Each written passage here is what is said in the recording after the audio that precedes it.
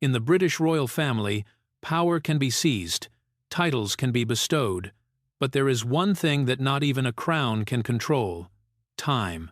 And that is perhaps the most bitter lesson that Queen Camilla is facing today. For many years, Camilla has traveled a journey that few believed could happen. From a woman once harshly criticized by the public, she finally became the Queen of the United Kingdom. It was an incredible transformation, a story of perseverance, patience, and the ability to survive amidst the most severe media storms in the world. But sometimes, the greatest victory comes too late. In recent weeks, a series of developments within the royal family has led many experts to raise a thought-provoking question. Is the position that Camilla spent many decades building becoming more fragile than ever? It is not because of a new scandal. It is not because of a family rebellion. It is because the harsh laws of royal history are beginning to take effect. The health of King Charles continues to be a subject of public concern. The next generation is gradually moving closer to the center of power. Faces that once stood in the background are now appearing more and more in important roles. And amidst that quiet transition, the position of Camilla is becoming a big question mark for the future of the monarchy. There are things that can be fixed with an apology. There are relationships that can be mended with time. But there are also doors that, once closed, will never open again. So what is making many people believe that Queen Camilla has entered the most difficult stage since becoming queen? Why are there more and more voices suggesting that certain decisions in the past are coming back to haunt her?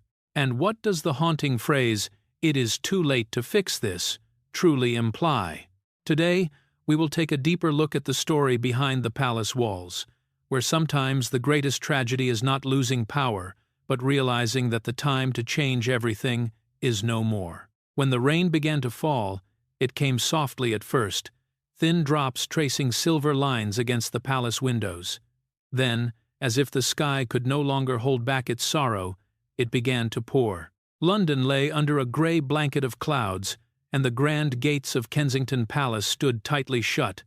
Not a sound came from the streets outside. Even the air seemed heavy, as though it too understood that something inside those walls had gone terribly wrong. Within the palace, silence became a language. The soft clicking of shoes on marble floors, the hurried whispers between staff members, and the faint rustle of uniforms carried a strange unease. Usually, mornings at the palace began with gentle chatter, the scent of flowers from the courtyard, and the echo of laughter from distant rooms. But not today. Today, the palace was still. A young maid holding a tray of untouched tea froze as she noticed two senior aides walking quickly down the corridor. Their faces were pale, their voices hushed. She could not make out the words, but she saw their hands trembling. Something had happened, something that words struggled to carry. Behind closed doors, phones rang and stopped unanswered. Messages were passed quietly from one room to another. Every whisper deepened the tension, and every silence carried 1,000 fears. In her private sitting room, Kate Middleton sat near the window, watching the rain trace its path down the glass. The morning light was dim, turning her reflection into a blur. She had always found calm in the rain, but today, even its rhythm felt strange, like a warning. Her tea had gone cold. A book lay open beside her, unread. The air around her carried that strange stillness that often comes before tears. Then came the knock, soft, hesitant. "Your Royal Highness," a voice said quietly through the door. Kate turned, her heart tightening. Something in that tone, gentle yet trembling, made her chest ache before she even knew why. "Come in," she said, though her voice was barely a whisper. The door opened slowly, and her aide stepped in. His eyes did not meet hers at first. He held a small folder in his hands, pressed close to his chest, as though it were something sacred or something too heavy to hold. Kate rose from her chair, her expression calm but uncertain. "What is it?" she asked softly. The aide hesitated, searching for the right words, but there were none that could soften the blow of what he was about to say. Finally, he looked up. His lips trembled as he spoke. "It's very bad news, ma'am." For a moment, the room seemed to tilt. Kate's hands fell to her sides. She could hear the rain outside, but it sounded distant now, like it was coming from another world. "Who?" she asked, her voice breaking before she could stop it. The aide stepped closer, lowering his voice. What he said next filled the room with an unbearable stillness. Kate's face changed instantly. The grace that always surrounded her vanished, replaced by something raw, shock, disbelief, and heartbreak all at once. Her breath caught, and her eyes widened as if the truth itself had struck her. "No," she whispered, shaking her head slowly. "That can't be true." But it was. The aide bowed his head, unable to meet her gaze. He murmured something else, perhaps an apology, perhaps a prayer, and then quietly left the room, closing the door behind him. Kate stood there, frozen. The silence pressed in from every side. Her chest ached with the kind of pain that steals words and breath all at once. The world outside went on. The rain fell. Cars moved far away. People hurried under umbrellas. But inside the palace, time stopped. She sat down slowly, her knees weak beneath her. Her eyes drifted to the window again. Though she no longer saw the rain, all she could see was memory. Moments came back to her. Laughter over morning tea, quiet conversations in the garden, shared glances during official events, faces, voices, and smiles that felt alive just yesterday now felt distant, fading into the echo of her thoughts. She pressed her hand to her lips as if to hold back the cry forming in her throat. Tears welled in her eyes, but she did not let them fall. Not yet. Across the palace, life continued in whispers. The staff moved carefully, aware of the sorrow that had settled like fog in every corner. Curtains were drawn, phones were silenced. Kate rose again, her body moving on instinct. Her heels made no sound on the carpet as she stepped out into the hallway. The corridors stretched before her, long, golden, and empty. Every portrait, every vase, every polished surface seemed to watch her as she passed. She walked past the drawing room where laughter once echoed, past the dining room where candles once glowed during quiet family dinners, past the staircase where her children used to run, their laughter bright as sunlight. Now there was only silence. Each room she passed carried a ghost of sound, a faint trace of memory. She could almost hear the soft voice that would greet her every morning, and could almost feel the warmth of that presence that was now gone. The weight of it all settled deep in her chest. Her heart ached, not just for the loss, but for the love that would no longer be returned. The conversations that would never be finished, the comfort that could never again be felt. She paused by a large window overlooking the gardens. The roses glistened under the rain, their petals bending beneath the weight of water. They looked like they too were weeping. Kate pressed her hand against the cold glass and closed her eyes. For a brief moment, she remembered laughter in that garden. Soft voices, gentle teasing, shared smiles under summer skies. But those days were gone now. The ache in her chest deepened. She drew in a shaky breath and let it out slowly. "Please," she whispered to no one, "let this not be real." But the silence gave no answer. Somewhere in the distance, a clock struck 11. The sound echoed through the halls, sharp and final. It felt like the closing of a chapter she was not ready to end. She turned away from the window and began walking again, her steps slow and unsteady.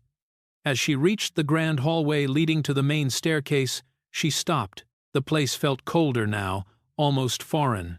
Every step, every breath, every memory was drenched in sorrow. She could feel the weight of the crown, not on her head, but on her heart. The burden of being strong when every part of her wanted to crumble. The staff bowed their heads when she passed. No one spoke. They did not need to. Their eyes said it all, the shared pain, the shared loss. By the time she reached the end of the hall, Kate paused once more.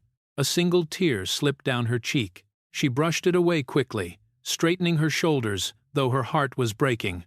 Outside, the rain continued to fall, steady and unending. The city beyond the palace walls carried on, unaware that inside those gates something precious had been lost. As Kate turned back toward her sitting room, she felt a strange stillness settle within her. Not acceptance, not yet, but a quiet understanding that life, as she knew it, had changed forever. She returned to her chair by the window. The rain had softened now, the storm easing into a gentle drizzle.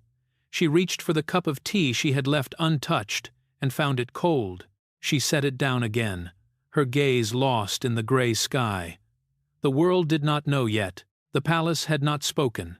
The news had not been released. But within those walls, hearts were already in mourning. Kate clasped her hands together, staring out into the fading daylight. Her reflection looked back at her composed, graceful, but with eyes that held too much pain. "The palace is in mourning," she whispered at last, her voice trembling in the quiet room. The heart that must not break. The morning light crept gently through the curtains, brushing against the soft cream walls of the palace nursery. The air was quiet, too quiet for a home that usually carried the bright laughter of 3 young voices. Kate sat at the edge of her bed, her hands folded tightly together. Her eyes were swollen from the night before, but her expression was calm. She had spent hours awake, staring at the ceiling, listening to the faint ticking of the clock.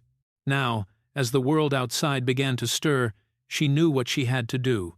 She had to be strong. She had to be a mother. The pain inside her chest was sharp, like something heavy pressing against her ribs. Her heart felt bruised, her thoughts still clouded with disbelief.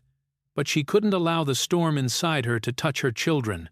They were too young to understand the weight of loss, too innocent to carry the sorrow she felt. She drew in a deep breath and rose from the bed. The room around her seemed unchanged. Flowers still bloomed in vases. Framed photographs still smiled from the walls.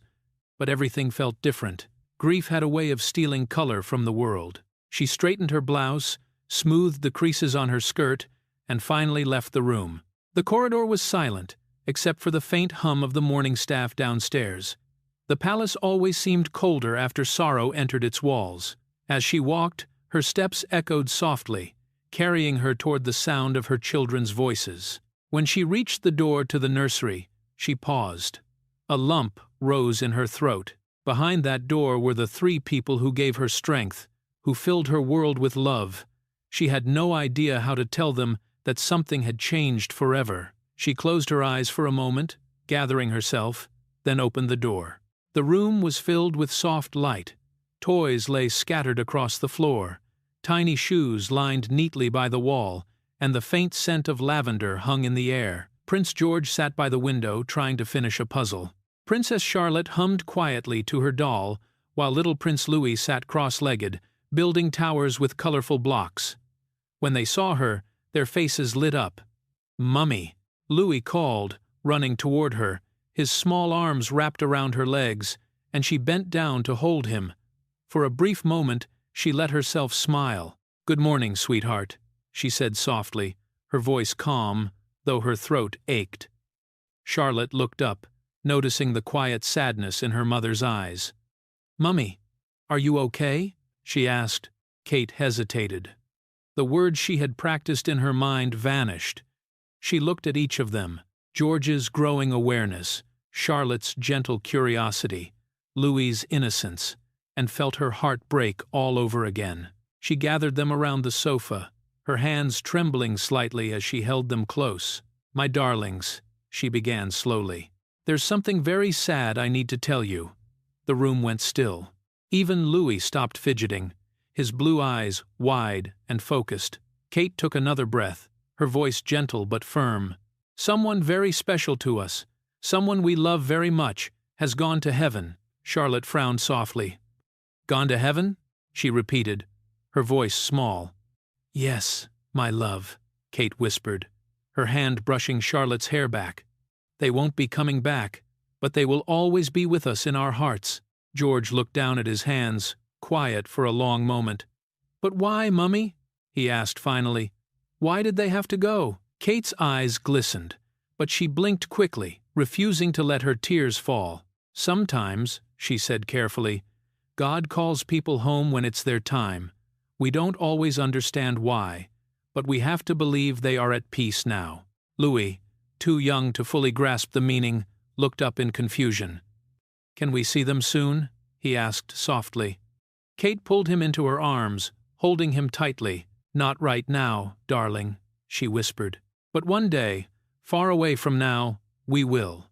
The three children sat quietly, the weight of her words slowly settling in. Charlotte leaned against her mother's shoulder, silent but thoughtful. George stared out the window, his young mind trying to make sense of loss for the first time. Kate sat between them, her arms wrapped around her little ones. Inside, her heart screamed. She wanted to cry, to collapse, to let the grief she had buried all night spill out. But she couldn't. Not now.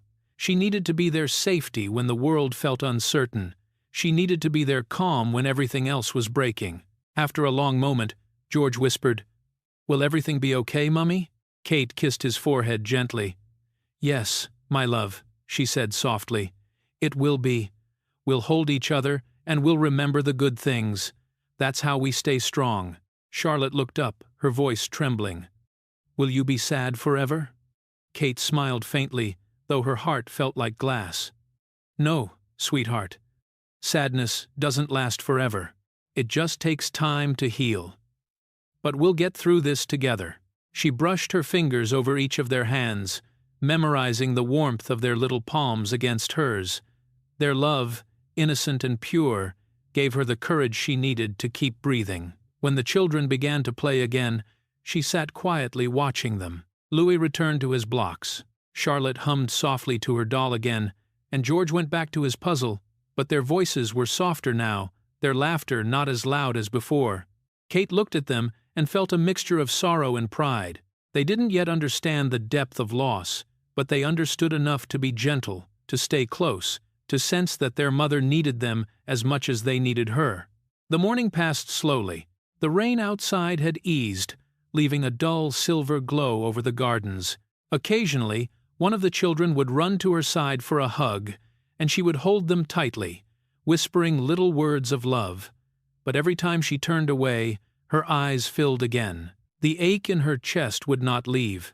It pressed against her ribs, heavy and cold. Later, when the children grew tired and drifted off for a nap, Kate remained seated by the window, her gaze distant.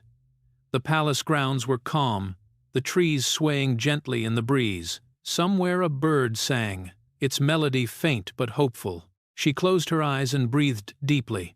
Grief was still there, sharp as ever, but she felt something else begin to stir beneath it, a quiet strength, a resolve that came from love itself. She rose slowly and walked to the mirror once more. Her reflection stared back, calm, steady, and composed. The traces of tears were gone, replaced by something stronger. She knew there would be harder days ahead. She knew the pain would come in waves, sometimes when she least expected it. But she also knew she could not fall apart. Her children's laughter, their little hands, their trust, those were her reasons to keep going. As she turned away from the mirror and looked back at the sleeping room, she whispered softly to herself, her voice almost breaking, "They must not see me break." The words lingered in the still air like a promise, and though her heart ached, she stood tall because that is what mothers do. Even in their darkest hour, they hold the world together with trembling hands and love that never fades. When the world wept with the palace. Morning broke softly over London, but the light carried no warmth. The air was heavy, the streets strangely quiet. Only the faint hum of news vans and the murmur of voices filled the stillness outside Kensington Palace. The gates, black and cold, had become the heart of the world's sorrow. Beyond them, a sea of flowers began to bloom. Roses, lilies, daffodils, each laid carefully by trembling hands. Candles flickered even in daylight, and handwritten cards whispered words of love and sympathy. By sunrise, the world already knew. Television screens across continents carried the same headline in bold, somber letters. "The palace is in mourning."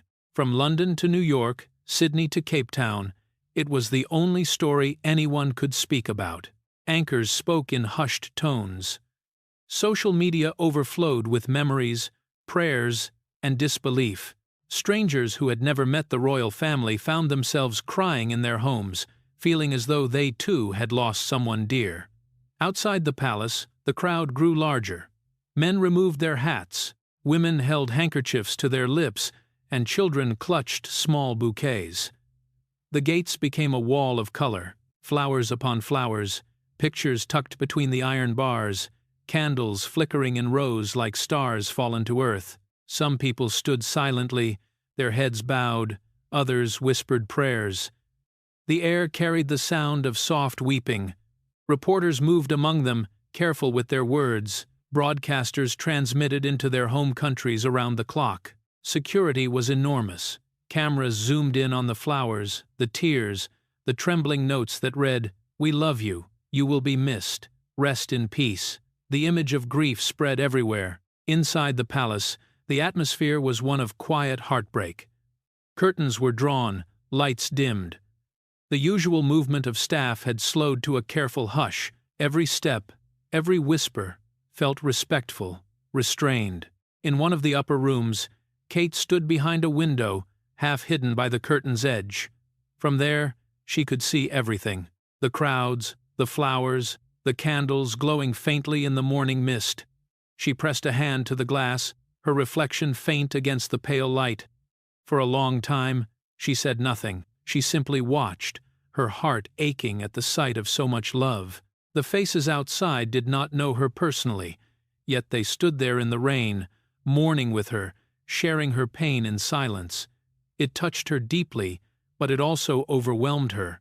Fame had placed her life in front of the world, but it had never protected her from sorrow. If anything, it had only made her pain visible to millions. She thought of the flashing cameras waiting for her first appearance since the tragedy, of the endless stories already being written, of the voices speculating about what had happened and how she must be feeling. She wished for just a moment that she could be unseen, just a woman grieving quietly in her own home, away from the weight of titles and expectations.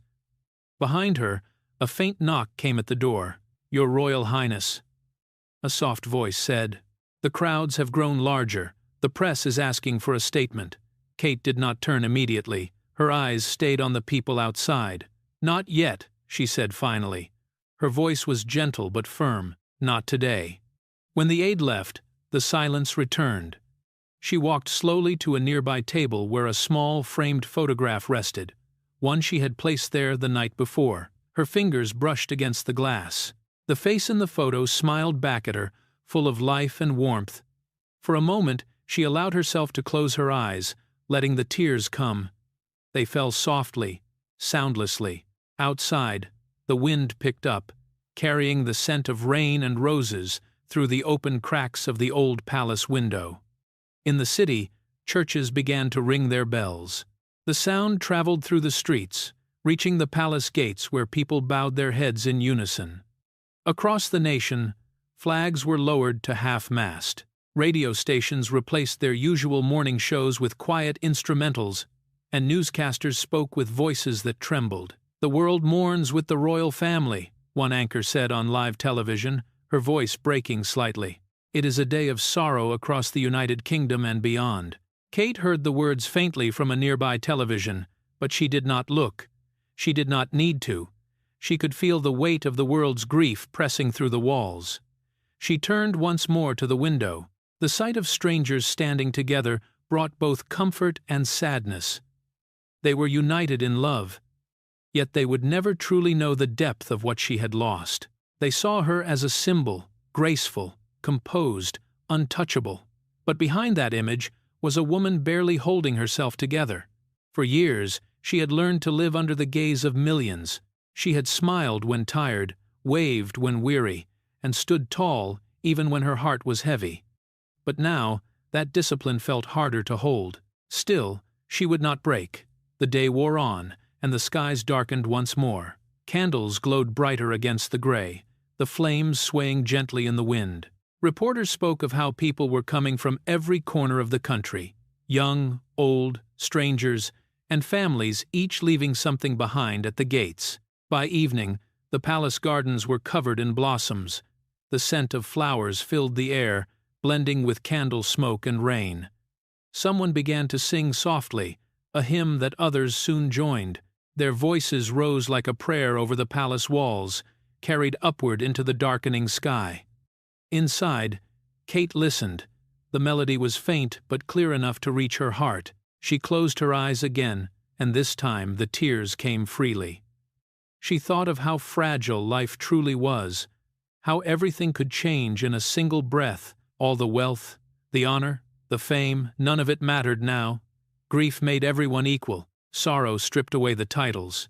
In the distance, she turned from the window and sank into a chair. Her gaze lingered on the flicker of a candle someone had placed nearby.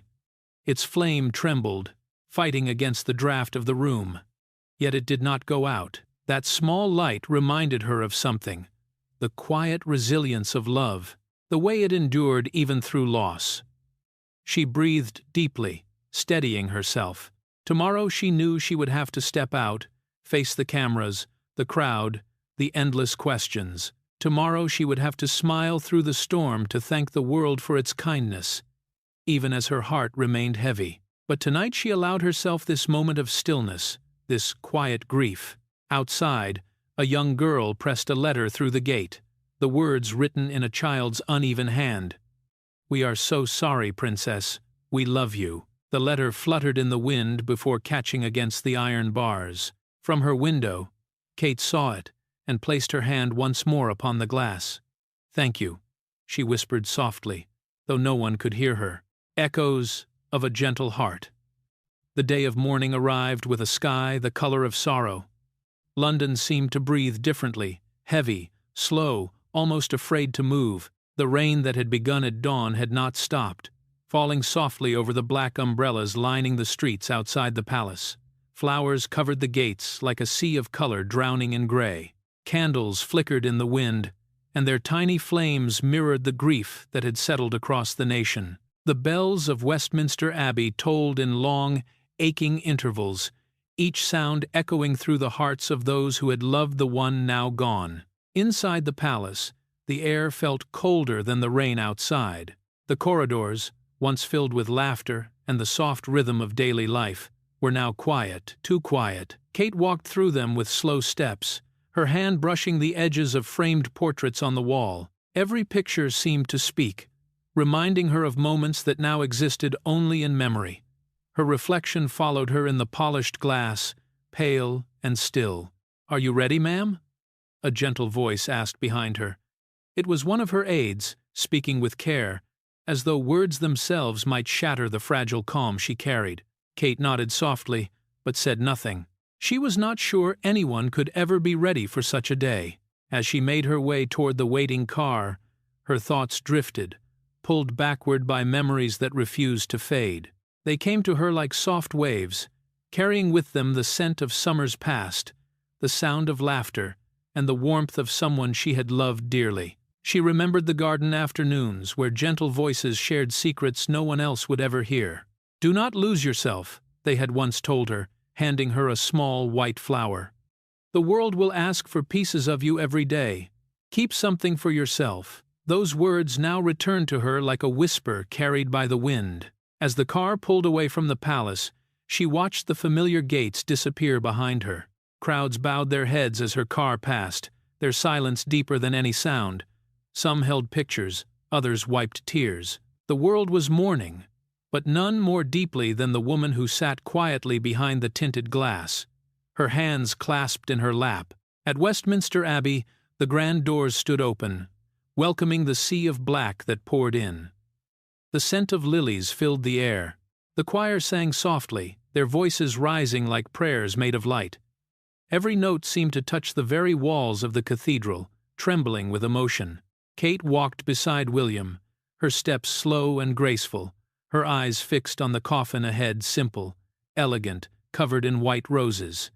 She could not look away. Her heart tightened as she remembered the laughter they once shared during late-night talks in the palace drawing room. How the sound of their joy had filled the space like music. There had been moments of comfort, too, when the world felt too heavy, when criticism from the outside grew cruel. That same person had always been there, reminding her that kindness was stronger than judgment, that grace could outshine gossip. Now that voice was gone. The service began, but time seemed to lose meaning. Words from the clergy echoed softly, yet Kate barely heard them.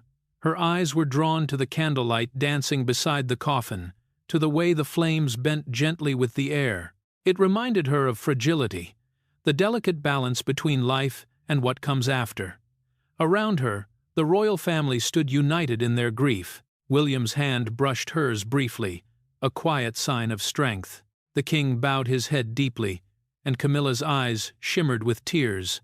The whole chapel seemed wrapped in sorrow, yet within it there was also peace, an unspoken understanding that love, though silenced, would never truly end. Kate's mind wandered once more to the past. She remembered a letter. Their last exchange.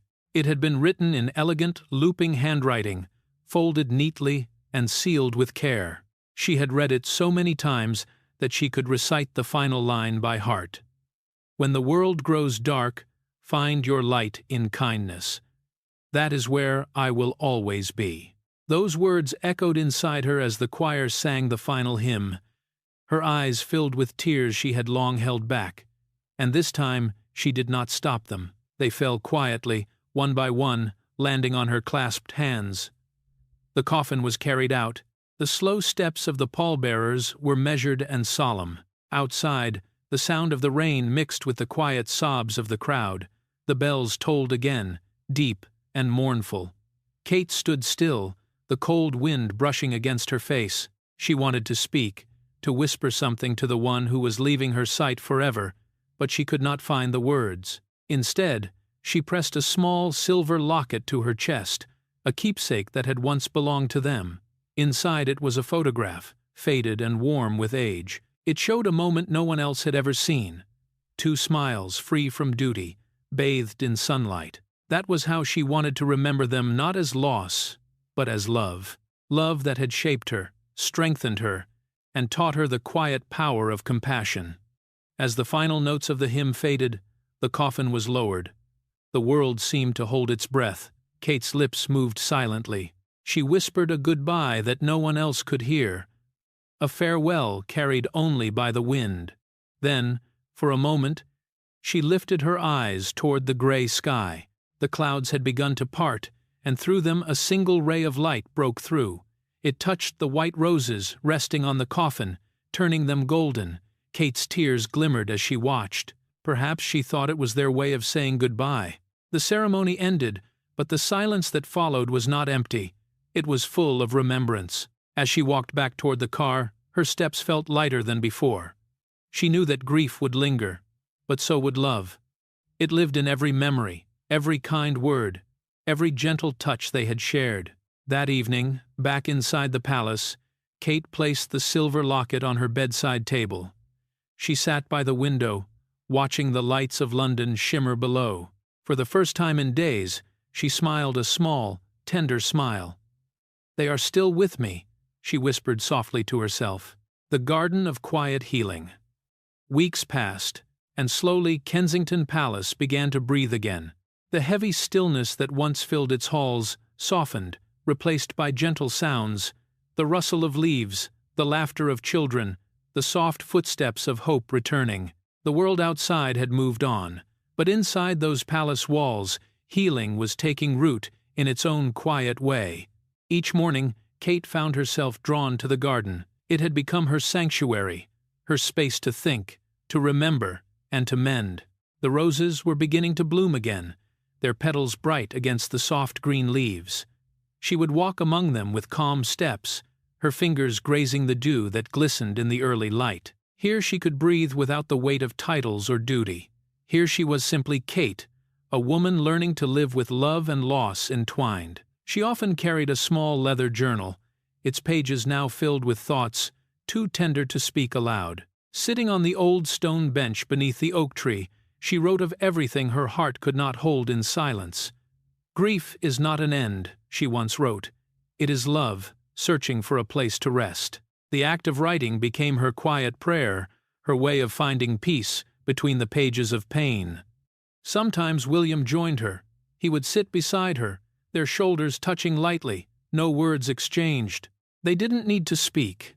Their silence spoke of shared sorrow and quiet strength.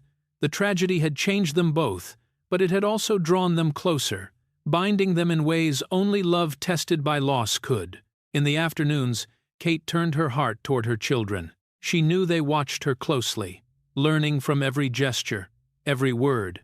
She wanted them to understand that even in sadness, there could be beauty. She knelt with them in the garden, planting tiny seeds in the soil. "We'll watch them grow together," she told them softly. "Just like hearts do after they've been hurt." Their laughter returned first, small, bright bursts that carried through the palace corridors. It was the sound that reminded her life would go on, even when it felt impossible. Each evening, when the children were asleep, Kate would pause by their doors, her eyes lingering on their peaceful faces. The pain was still there, but so was gratitude. She had learned that grief could live alongside love, and both could make her stronger. Sometimes she stood by the window, watching the sun dip behind the London skyline. The light that poured through the clouds looked like a gentle promise. She smiled faintly, pressing her palm to the cool glass, remembering every warm word, every kind touch, every memory she had been given. The palace still carried the weight of loss, but it no longer felt haunted. Flowers filled the halls again, and laughter returned to the air. The echoes of sorrow had softened into something tender, something almost sacred, and as Kate closed her journal one quiet evening, her heart whispered the truth she had come to know so deeply. The palace may have mourned, but from its tears, love still blooms. The letter beneath the light. The afternoon sun had begun to sink behind the grey rooftops of London, casting a soft golden glow over Kensington Palace. The air was still, touched by that tender kind of quiet that only comes at the end of a long day. Inside the palace, the halls were calm once more. No rush of footsteps, no whispered sorrow, only peace, fragile but real. Kate sat alone in her sitting room, the same room where her world had once fallen apart. The fire beside her burned gently, its flames dancing like small memories made of light. The grief that had once consumed her had softened with time, becoming something gentler, something she could live beside. But that evening, as she reached into an old wooden chest to tidy away a few things, her fingers brushed against a sealed envelope. Her heart stilled. It was old, yellowed slightly at the edges, and on the front, written in familiar handwriting, were her initials, C and K. The sight of it made her breath catch. The handwriting belonged to the one she had lost, the person who had meant more to her than words could ever say. For a long moment she simply stared at it, unable to move. The sound of the rain outside filled the silence, and the faint ticking of the clock on the mantel seemed louder than usual. Finally, with trembling hands, she broke the seal. The letter unfolded like a whisper from the past. The paper was worn, but the ink was steady, each word written with care and love. As her eyes moved over the page, she could almost hear their voice again, calm and gentle, speaking to her from somewhere beyond the ache of time. "If you are reading this, it means life has carried me where you cannot follow. Do not let sorrow take what joy gave you. Remember faith in moments of darkness and family in the hours when you feel alone. And above all, have courage, the kind that blooms quietly in your heart when the world feels too heavy." Kate's vision blurred, her fingers pressed lightly against the paper, as though touching it could bring them back, even for a moment. "You have a strength the world sees, but does not understand," the letter continued. "You give light even when your own heart trembles. Never lose that." Her tears came slowly, softly, falling onto the page like rain upon glass. She read every word again, her lips parting in a trembling smile. It was as if they had known exactly what she would need to hear when this day arrived. It wasn't a farewell. It was a reminder, a gift left behind not to reopen her pain, but to help her find her way through it. She looked around the room, the quiet fireplace, the soft curtains, the golden light spilling across the floor. Everything felt different now. The palace, once heavy with sorrow, seemed to breathe with life again. Setting the letter gently on her lap, she whispered to herself, "You knew I would need this." Outside, the sound of children's laughter floated faintly through the windows. Her heart ached and healed all at once. She could picture them playing in the gardens, their voices a melody of innocence and hope. The same gardens where she had once walked in tears now shimmered under the evening sun. Kate rose from her seat and moved toward the window. She held the letter close as she looked out at the view. The palace grounds glowing in warm light, the roses swaying in the wind, and the sky slowly deepening into shades of gold and amber. The world seemed to whisper around her, gentle and kind. She thought of everything they had shared, the laughter, the lessons, the quiet moments that had shaped her heart. It no longer hurt to remember. Instead, she felt grateful that she had known such love. Grateful that it had left behind something beautiful enough to last forever. She pressed her hand to the glass, watching the light stretch across the gardens. "You're still with me," she said softly, her voice barely above a breath. And in that moment, it felt true. The warmth in the room grew brighter, the fading sunlight wrapping her in its glow. The letter still in her hands seemed to shine faintly, as though carrying the spirit of the words written within it. Kate placed it carefully inside her journal, between the pages she had filled with her own reflections. It belonged there among her thoughts and hopes, a bridge between what was lost and what remained. When William entered the room later, he found her standing by the window, the golden light touching her face. She turned to him with a calm smile, one that carried both sorrow and peace. He didn't need to ask what she had found. Her eyes said everything. He took her hand, and together they stood there for a while, watching the sky fade from gold to soft blue.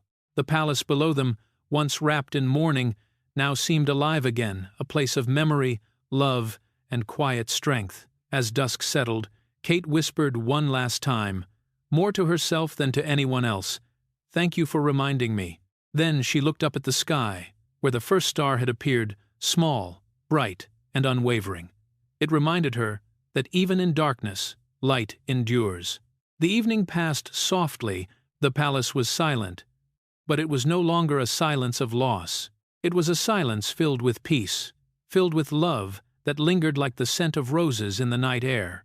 Down in the gardens, the wind stirred the flowers, and the golden petals shimmered in the fading sun. Thank you for watching today's video. Don't forget to subscribe to the channel and turn on notifications so you won't miss any investigative stories and untold secrets about the British royal family in our upcoming videos.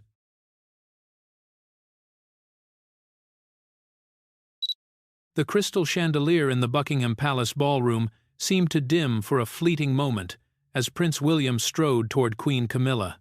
The atmosphere at the Commonwealth Summit Gala, already formal, suddenly grew thick and suffocating, leaving over 400 international guests breathless. The prince's eyes were cold as ice, motionless yet filled with a soul-crushing authority. He stopped directly in front of her, his hands clenched in controlled fury, his voice low and sharp as a blade.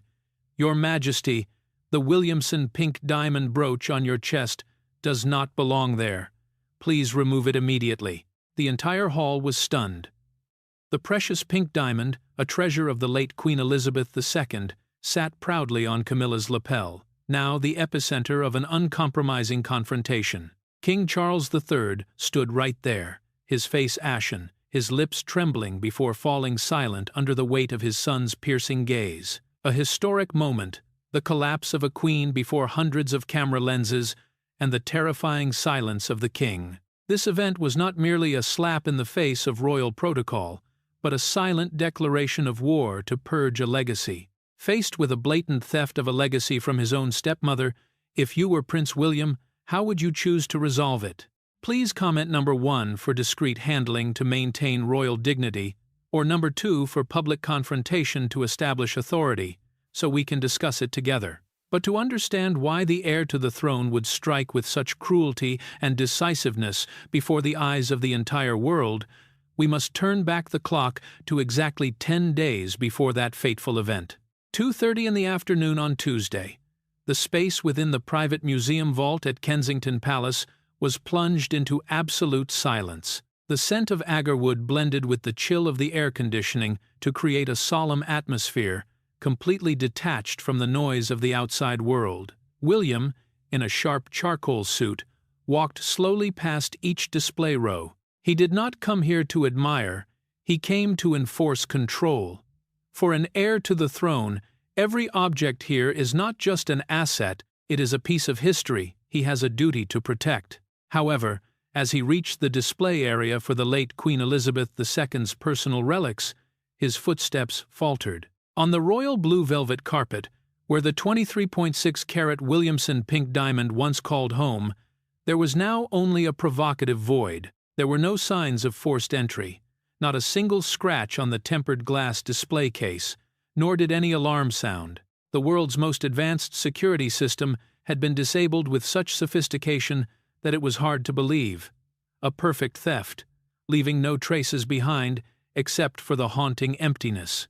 Why could the Williamson pink diamond make a usually composed prince frown until the veins on his temples stood out? Outsiders would see it as a stone worth tens of millions of pounds, but to William it was not money, nor was it a luxurious piece of jewelry to adorn wealth. It was the soul of the dynasty. When she was alive, the late Queen Elizabeth II spent a quiet afternoon telling William about this stone. She once said, her voice at that time as contemplative as a prophecy, "William, the pink of this stone is not sweetness. It is the pink of blood and sacrifice. It represents the purity of the monarch's lineage and selfless dedication. Whoever wears it must carry the soul of the dynasty on their shoulders." To him, this diamond was the final spiritual connection to his grandmother, the only person he truly considered a pillar of support. It contained all the vulnerability and pain of his mother, Princess Diana, and all the traditional values he had sworn his entire life to protect. To William, the stone was not merely material. Touching it was touching his red line. It was an act of trampling on the legacy and the past pains that his family had exchanged their youth to preserve. William stood there, amidst the silent room, feeling the weight of the loss. He understood clearly. The person who dared to take this stone did not want to sell it for profit. That person wanted to seize power, to smear the sacredness, and to directly challenge the future king. The silence in the room at this moment was no longer peace. It was a storm waiting to break. Memories of the Queen's life, of his mother's long, sleepless nights facing the loneliness of the royal palace, suddenly flooded back. He realized that the disappearance of the diamond was not just a case, it was the start of an internal purge. He did not need to search for fingerprints, nor did he need to review security cameras. Within the circles of leadership, there are ways for a thief to expose themselves without the police. The prince's eyes darkened. He adjusted his cufflinks, took a deep breath, and as he turned to leave the room, his demeanor had changed. No longer a grieving son lamenting a lost relic, but a future king beginning the hunt. A perfect theft, leaving not even a single scratch. But the thief forgot one thing. No darkness in this palace could escape the private intelligence network of the future king. 2:14 in the morning. Night enveloped Windsor Palace, but inside the private study of Prince William, the lights were still blazing. The air was thick with tension. Opposite William was a guard from the royal security detail. The young man, pale as a sheet, stood at attention, but his legs were trembling. He had just recounted a truth that even in one's worst nightmare, one would not dare to think of. William said nothing, silently sliding his hand across the tablet screen. Data extracted from the hidden surveillance system, a security network that only he possessed, appeared clearly. It was not a theft by a professional thief, but a calculated approach by someone with special authority. Footage from a hidden high angle showed a familiar figure, wrapped in a dark black shawl, moving lightly but decisively to the display case. It was Queen Camilla. She did not need a key, because she was part of the owner of the throne. Why? Why would a queen, who possesses the greatest royal treasure on the planet, who can request any piece of jewelry, have to lower herself to become a thief? In royal psychology, this is not just an act of greed, it is the obsession of the latecomer. Although she had placed the noble crown on her head, even though she had ascended the final step of power beside King Charles III, Camilla still felt a hollow void in her heart. She knew clearly, In the eyes of the public, in the eyes of the British aristocracy, and especially in the gaze of William, who held the key to the treasure of heritage, she would always remain a latecomer, someone standing outside the original aura of the late Queen Elizabeth II and the replacement for the pain known as Princess Diana. Camilla had many times hinted at wanting to use the Williamson pink diamond on occasions of grand galas, but William, with an attitude as firm as it was cruel, always refused. He always used the excuse of preservation or maintenance schedules to prevent her from touching the sacred stone. To him, that diamond was inviolable, it was the final limit, and that very prohibition turned the Williamson into an obsession of possession in Camilla's mind. She understood that to be recognized as the absolute mistress, to erase the massive shadow of her predecessor, she needed something that transcended political power. That was the symbolic inheritance. Camilla decided to make the most daring move of her life: steal the stone, wear it on her chest at the Commonwealth Summit, and force the royal family into a situation of a fait accompli. She believed that once the stone appeared before the lenses of hundreds of international television stations on her own body, no one, not even William, could force her to remove it in public without damaging the image of the entire dynasty. It was a bet on the self-respect and the face-saving of the royal family, which she believed William would have to concede to. But she was wrong.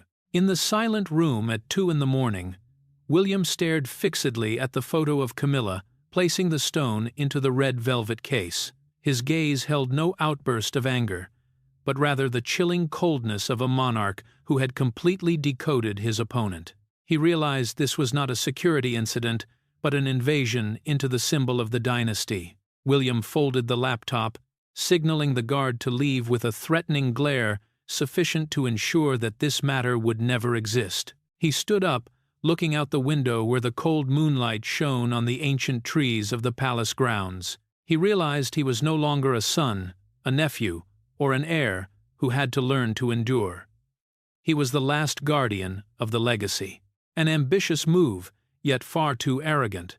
Camilla thought that William, for the sake of royal dignity, would not dare to make a scene, and would silently accept it for the sake of family harmony. But she misjudged the cold blood necessary for a future monarch. To William, royal dignity does not lie in covering up mistakes, but in rooting out those who dare to tarnish its values.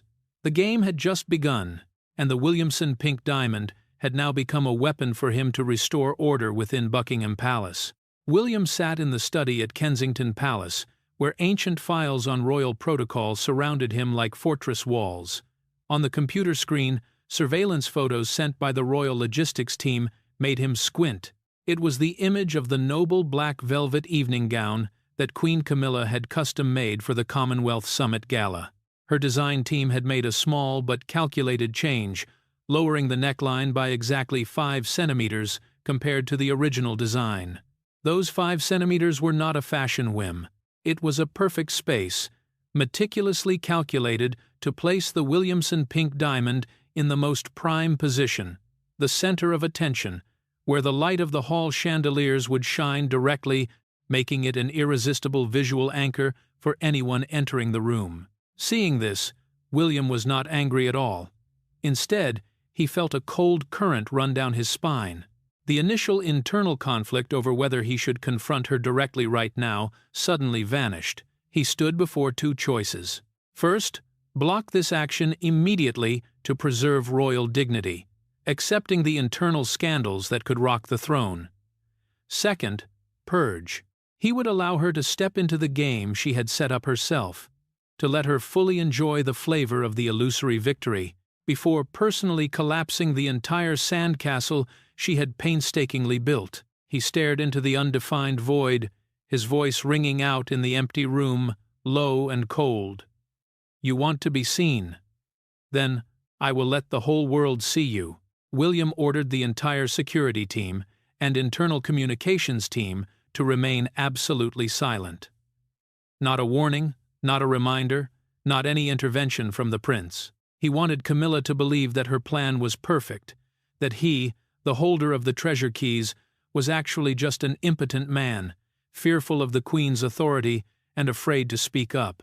He let her delude herself in the illusion of legitimacy to believe that she had truly touched the legacy and, more importantly, had defeated the heir to the throne. In the following days, William maintained a chillingly calm attitude. He still had lunch with the king and still discussed diplomatic issues with his usual composure. Camilla, in her confidence now swelling to the point of loss of control, began to flaunt the brooch in closed-door meetings as a silent assertion of authority to close aristocratic circles. Each of her steps, each proud touch to the stone on her chest, was observed by William through his calm veneer. He was nurturing her arrogance, because he knew that only when the prey feels safest is it the easiest to take down. The pink diamond was no longer a piece of jewelry, it had become an invisible noose. William had silently prepared a counterstrike. He did not need to use the police, nor did he need noisy accusations. He had prearranged a chain of media events, evidence of relic preservation, and the golden rules of using royal treasures, all of which would be released at the exact moment the stone appeared on her chest. At that point, the splendor she had painstakingly cultivated would turn into undeniable evidence of unauthorized seizure. The night before the gala, William entered the display vault once more. He touched the empty space where the stone had once rested, then smiled slightly, a smile without warmth, only the decisiveness of one who holds the power of life and death. He knew that tomorrow, when the world's lights focused on Buckingham, that very diamond would be the thing to betray Camilla, denouncing her ambition before all of humanity. The fateful night had arrived. Thousands of flashbulbs from global media were ready, waiting for the moment the Queen appeared in her most magnificent splendor. Whispers began to spread in the ballroom when Camilla's figure appeared in the mysterious black velvet gown. She strode forward, her eyes bright with pride, completely unaware that each magnificent step was actually leading her straight to an invisible scaffold that the son of her husband had built with his own hands. 8 in the evening on Friday. Buckingham Palace shook with the heartbeat of luxury. The Commonwealth Summit Gala had officially begun, with the presence of over 400 guests, including heads of state, ambassadors, and the most elite aristocracy. The light from giant crystal chandeliers reflected on the marble floor, creating a breathtakingly magnificent space. And then, the appearance of Queen Camilla made the entire hall stop breathing for a second. In her meticulously tailored black velvet gown, which highlighted her slender shoulders, she walked with the demeanor of a true queen. The focal point, and also the sole purpose of this night, was the Williamson pink diamond sitting proudly on her lapel. Under the brilliant light, the stone emitted a magical, shimmering radiance like a royal drop of blood, attracting hundreds of camera lenses from international media. Camilla smiled. It was the smile of someone who had just won a crown in a long battle.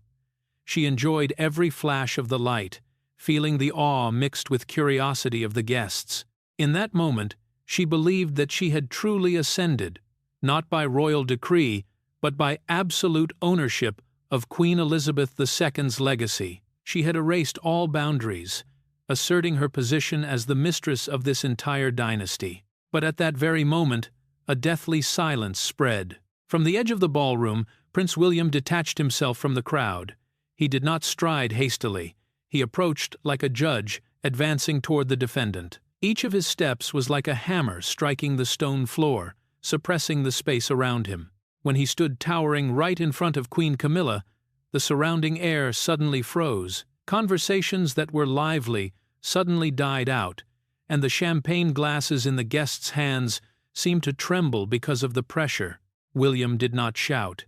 He did not need to do that to assert authority. He only leaned down, his voice low, steady, but sharp as a scalpel, piercing through the black velvet and the fake confidence of the woman opposite. "Queen, the thing on your chest does not belong to you, and it will never belong to you." Camilla faltered, the smile on her lips stiffening, becoming a crack full of fear. She tried to remain calm, her hand slightly trembling as she reached up to adjust the brooch, hoping to cover it up with a royal-sounding response. "William, this is a gala. Do not be childish. I have the right." Before she could finish her sentence, William cut her off. He took a step forward, the distance shortened so much that both could hear each other's breathing. His gaze spiraled deep into her mind, cold to the point of not yielding at all. Your authority does not cover the soul of the dynasty.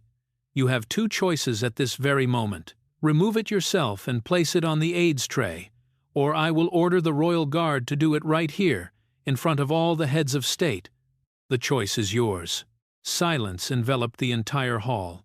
It was an ultimatum, with no way out. The cameras, filming in close-up from all angles, captured every expression on Camilla's face. She looked around, begging for support from the crowd, but they only looked at her with shock and a hint of dread. She had been cornered, stripped of her ambition by the very tool she used to show off. No protection came from the aristocrats. No voice of defense was raised. In her most desperate moment, the poor queen's eyes unconsciously searched for the final attachment, where the most powerful man in the room stood, King Charles III. Camilla knew, if he did not speak up now, her royal career would end forever right on this ballroom floor. And William, with the cold eyes of a future monarch, still stood there, waiting for the final collapse. The space in the ballroom seemed to be drained of oxygen.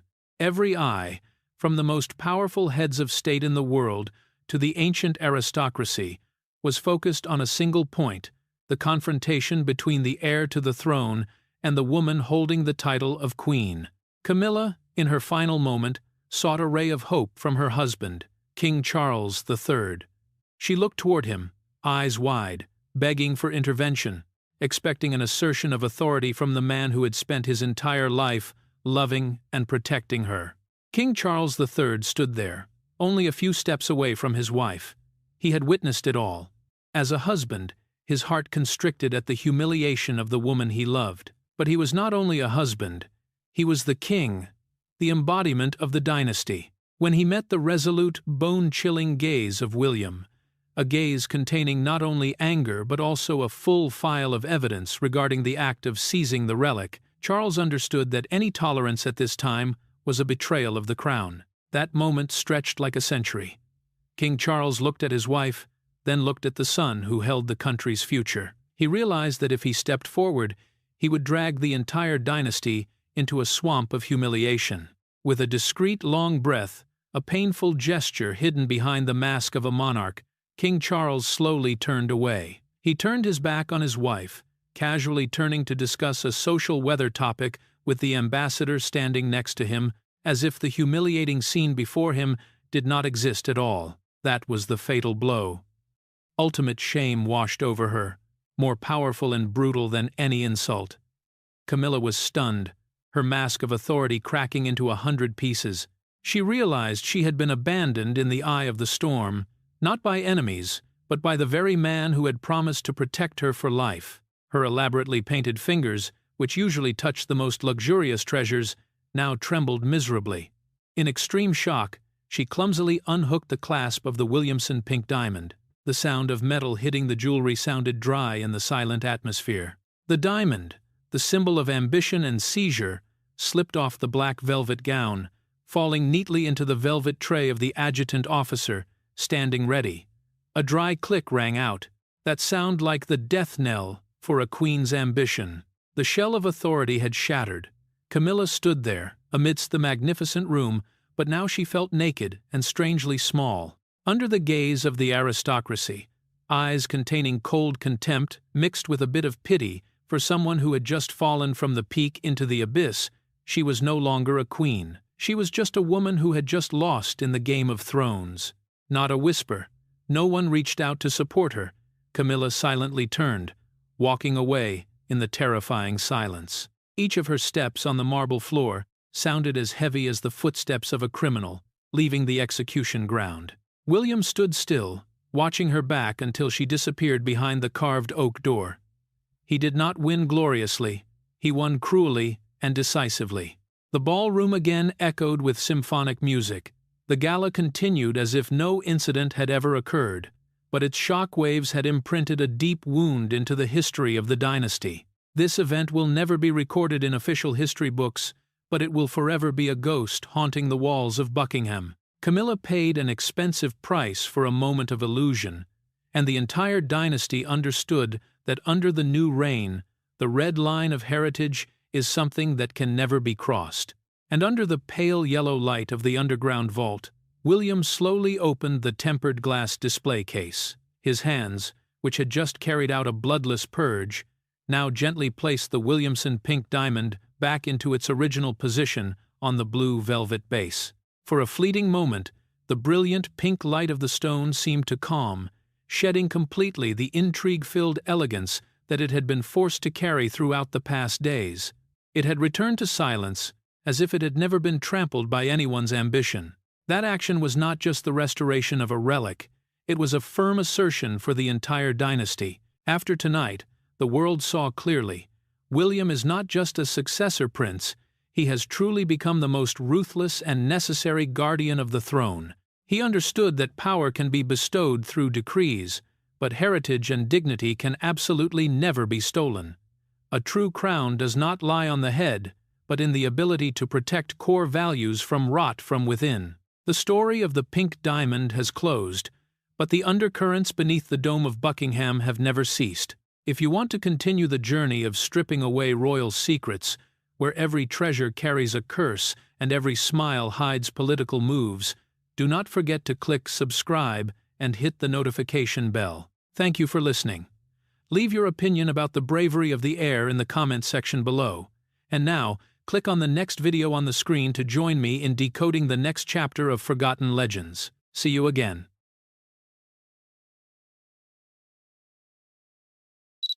There are times in British royal history when a health announcement is not just a medical issue. It becomes a catalyst that exposes the cracks that have long existed beneath the surface of power. When information regarding the health condition of King Charles emerged, the vast majority of the public immediately focused on the king. That is completely understandable. Whether loving or criticizing him, Charles remains the center of an institution that has existed for centuries. But longtime royal observers understand that every crisis of a monarch always brings along another less mentioned question: what will happen to those standing beside him? And no one makes that question more sensitive than Camilla. For many years, Camilla has been one of the most controversial figures in the British royal family. She was once seen as an outsider, then became the longtime partner of Charles, and finally queen. That is a journey very few believed could happen. However, history shows that royal status is not something guaranteed forever. It exists as long as the balance of power remains unchanged. When circumstances shift, relationships that seemed inviolable sometimes change as well. That is why recent speculations about Camilla potentially being pushed out of the center of power of the palace are attracting special attention. Not because the public wants to witness another new conflict, but because this story touches on a very human theme. What happens when a person has spent most of their life entering the heart of a king, but their own future becomes uncertain when the health of that king is called into question? Of course, in the royal world, the truth is always covered by many layers of protocol, tradition, and carefully considered statements. No one other than the insiders knows exactly what is happening behind the closed doors of the palace. But there is an undeniable reality. Whenever the health of a monarch becomes a topic of discussion, the story is no longer simply about illness. It becomes a story about succession, about influence, about power alliances, and about who will still hold their position when the wheels of history begin to turn. And right at that point, the story of Charles and Camilla becomes more fascinating than any sensational headline. Because this is not just a story about a king facing the biggest challenge of his life. This is also a story about a woman who spent decades winning a place in the heart of the king and within the institution, but now might be facing the most difficult question: whether that position is still secure when everything around begins to change. In recent days, behind the ancient walls of Buckingham Palace, King Charles's health has become a whispered concern, leaving insiders anxious. Symptoms once carefully hidden have started to surface with alarming frequency. Several aides reported that his hands shook when holding a teacup or signing documents, small yet constant tremors that left witnesses momentarily stunned. More concerning were the lapses in memory, moments when he hesitated mid-sentence, staring down at documents as if he had forgotten what he had just said.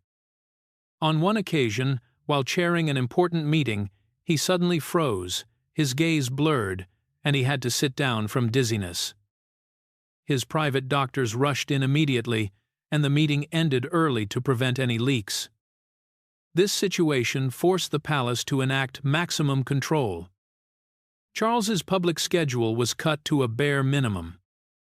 Monthly events were cancelled or reassigned to other family members. Courtiers positioned themselves to block cameras, always ready to steady the king if he faltered. The atmosphere was taut, with everyone aware that a single misstep, a single filmed moment of Charles losing control in public, could shake the United Kingdom to its core. Yet the most dramatic moments unfolded not before the cameras but in the private room where Charles stubbornly faced himself each night. He sat beside an antique wooden desk, the warm light highlighting a face far more gaunt than the public ever saw. His hands continued to shake, stronger than anyone could imagine. As he tried to place his pen on the page, his hand faltered, smearing the ink in a long streak. Charles lifted his head, exhaling a weary sigh. In the heavy silence of the room, a single tear quietly fell to the wooden floor. He whispered, his voice choked, speaking both to himself and the void. "I feel like I'm losing control. Who will protect the throne?" That question carried fear, pain, and the helplessness of a king knowing time was closing in. Yet as despair hung thick, an unexpected choice appeared, a discreet decision known only to a few closest. The critical moment of the monarchy unfolded in a room so quiet that even King Charles' heavy breaths could be heard. The pale yellow light from a desk lamp accentuated every wrinkle, every sign of exhaustion. Charles sat motionless in a velvet chair, hands trembling lightly, eyes fixed on an ivory envelope before him. Small, yet bearing the weight of a dynasty. William stood a few steps away, his eyes full of worry, witnessing his once proud father, now incredibly fragile. Charles drew a deep breath, gathering what little strength remained. He reached for the envelope. Fingers once accustomed to signing important decrees now trembled with undeniable weakness. William stepped forward instinctively to help, but Charles shook his head, signaling he wanted to do it himself. Some moments require a king to act alone, even when the body betrays him. Finally, Charles lifted the envelope. His voice was hoarse, heavy, yet resolute. "Now it's your turn, son." William stood still. Those 3 words cut through the fear he had tried to avoid for months. As he took the envelope, his hand trembled not from fear, but from the unmistakable weight now resting on his shoulders. This was no ordinary message. It was a transfer of responsibility, an acknowledgement that Charles's time was nearing its end. Charles looked deeply into William's eyes. For the first time, his gaze carried not the authority of a sovereign, but the plea of a father. "You will have to take my place, do you understand?" His voice nearly broke. William swallowed the rising lump in his throat. He nodded lightly, yet his eyes were firm like never before. "Father, I will do everything to protect the throne." This was not a promise. It was the oath of the one stepping into Operation Regency, the most secret power transition in the monarchy. From that moment, William was no longer standing in the shadows. He would bear the dynasty's weight, while darkness slowly closed behind Charles. Time seemed to stand still. Charles closed his eyes, letting the moment sink into a rare pocket of calm. William, clutching the envelope tightly in his hand, understood that from this moment on he would face far more than the responsibilities of a future king. He would have to contend with the schemes quietly swirling around Camilla, the whispered criticisms from within, the skepticism of public opinion, and the pressure of millions of eyes watching the royal family. The door closed behind William. He walked down the long, echoing corridor, the dim ceiling lights casting his elongated shadow on the cold stone floor. From the moment he received the fateful letter, William began a quiet yet irreversible journey into the transfer of power. As Charles grew increasingly frail, state meetings previously chaired by him were now placed on William's schedule. Familiar gatherings that once carried the voice of a king now felt strange, led by the heir apparent. The palace corridors each morning looked different, with William striding purposefully, documents in hand, his pensive face betraying the weight he carried. The Privy Council chamber became the first stage of this power shift. As William entered, the advisers stood as protocol demanded, but their eyes betrayed a mix of doubt and assessment. They saw a calm yet tense William, bearing responsibilities never officially announced, yet palpably real. Catherine appeared just behind him, in her usual elegant attire, her composed gaze warming the room. Her presence was not merely ceremonial, but a signal of the two-person empire quietly taking shape. William sat in the seat traditionally held by Charles. That single moment made the room feel heavier. One of the advisers presented a stack of documents requiring the king's signature. William opened each page, his face stern as if weighing the fate of the nation. Then he paused. Hand on the pen. The room fell utterly silent. It was the first time William had signed on behalf of the king. Catherine stood beside him, silently offering support. The advisers exchanged unreadable glances. William whispered to himself, yet loud enough for the nearest to hear, "All decisions will pass through my hands now, and I will protect the throne from all risks." And then the first stroke of the pen was made. That moment marked the boundary between a prince standing in the background and a true heir silently running the country. In the following days, William attended every meeting on security, economics, and foreign affairs. He received ambassadors on behalf of the king, read confidential reports, signed critical orders. Wherever William went, Catherine was there. People began to refer to them by a name never officially spoken but widely recognized internally, the Power Pair. The new authority of Britain. Palace staff quickly noticed the shift. Charles's schedule gradually emptied, while William's became packed. Former royal aides gradually transferred to support the prince. No one said it aloud, but everyone understood. Operation Regency had truly begun. Yet just as power began to settle into William's hands, another shadow stirred. Camilla's unusual behavior surfaced, as if she were silently seeking something beyond the bounds of a queen consort. Camilla, who had long played the role of the supportive consort behind Charles, now began appearing at public events with increasing frequency, seemingly forgetting her place and duties beside a steadily weakening king.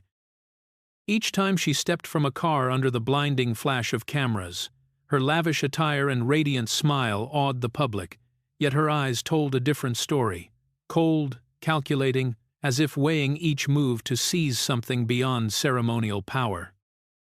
Unusual foreign trips became a topic of speculation. While Charles limited his appearances, resting and receiving medical care, Camilla planned international events, meeting diplomats, and sometimes taking trips deemed unnecessary.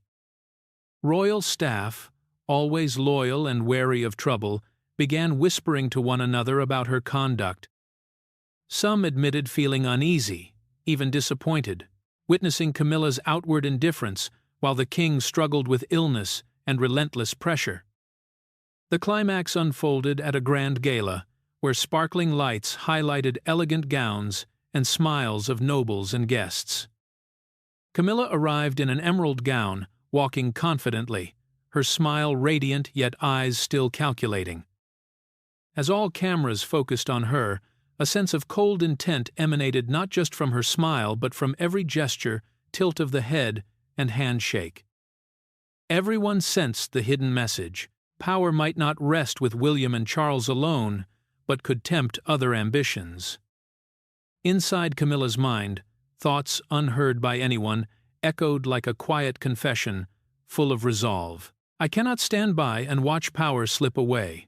This inner monologue made the public believe she was merely attending a normal gala. Yet every step, every smile was carefully measured to gain influence in the royal family, even as Charles weakened and William rose. Her public, calculated behavior immediately caused an uproar outside. Media and social networks were flooded with criticism of Camilla's apparent indifference, describing her as cold and lacking compassion toward the king. Within the palace, worried glances and hushed whispers emerged from Princess Anne to Prince Edward. Everyone sensed the abnormality, the simmering conflict forming.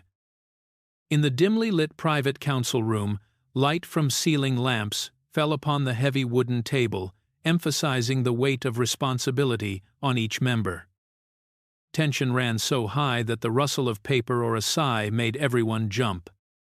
Princess Anne and Prince Edward, known for their forthrightness, sat across from Camilla, their eyes sharp as blades, their voices authoritative yet laden with concern. They would no longer remain silent about Camilla's unusual conduct, especially as Charles grew ever weaker.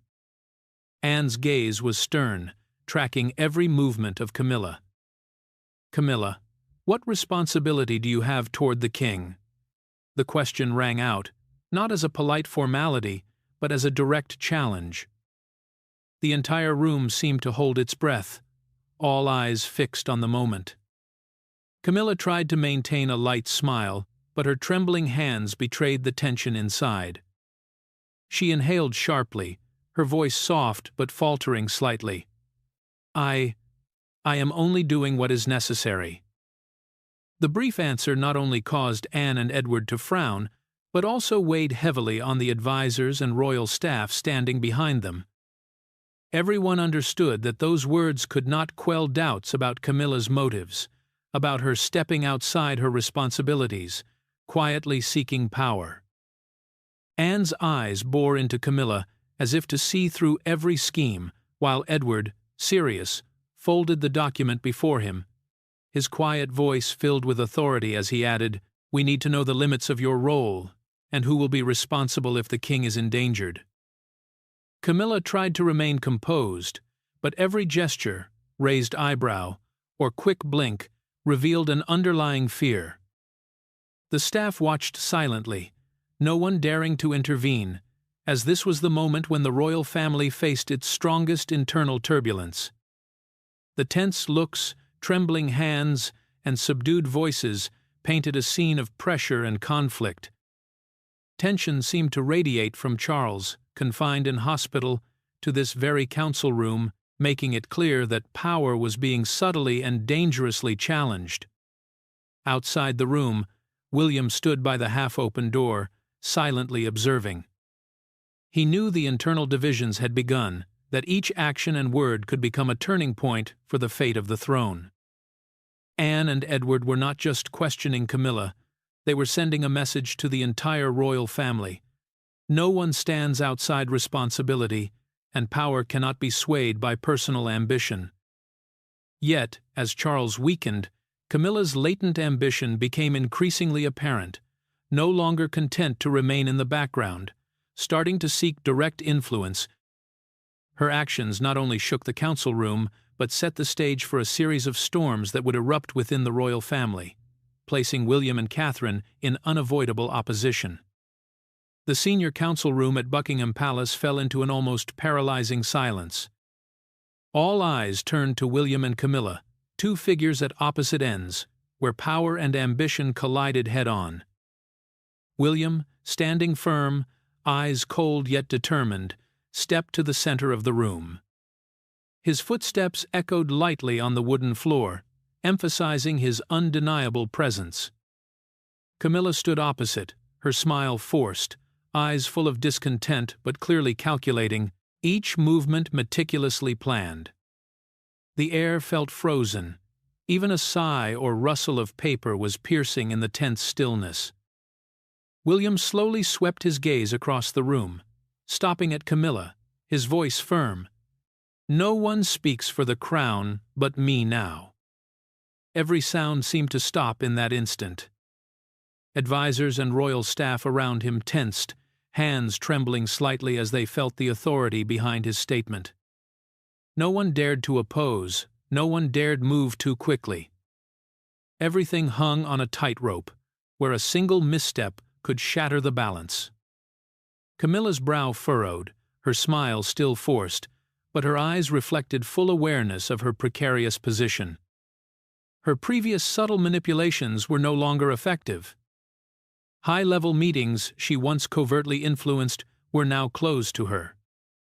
William's words, gestures, and gaze delivered a clear message. No one speaks for the throne except the prince. Pressure in the room was suffocating. Camilla tried to stay composed, lightly gripping the edge of the table, scanning the room for an ally, but all avoided her gaze. Her previous attempts at manipulation were now meaningless.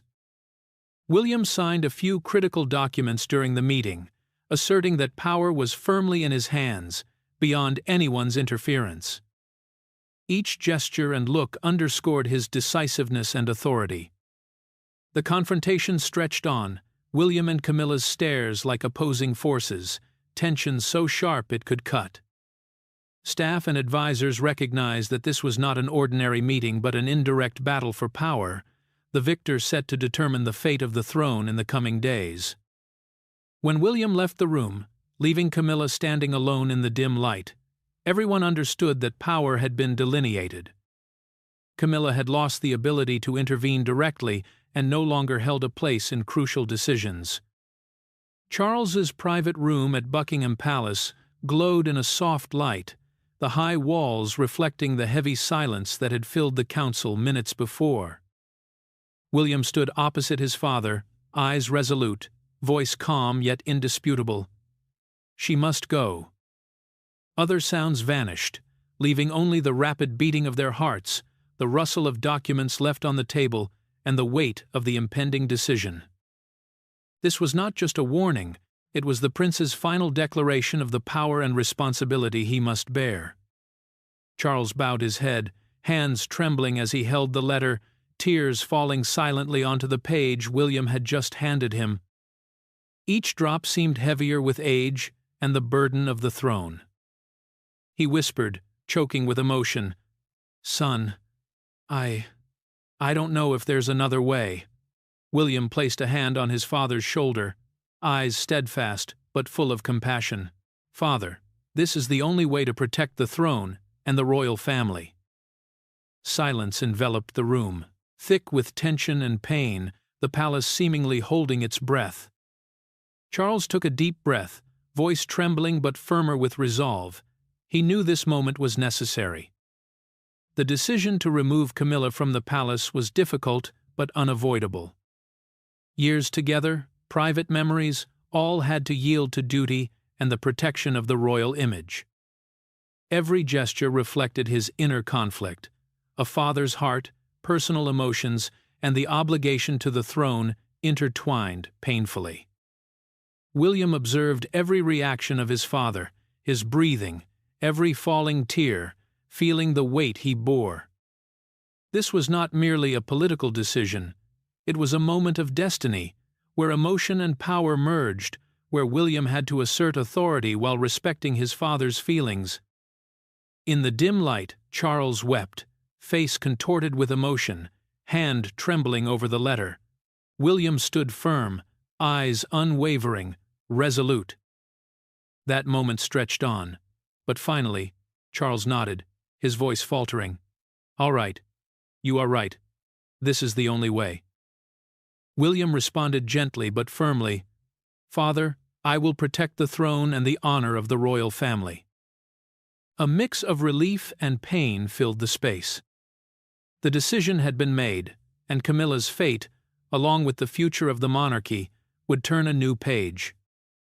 Early morning at Buckingham Palace, the first sunlight filtered through the high walls, illuminating the quiet courtyard where an unprecedented event in royal history was unfolding.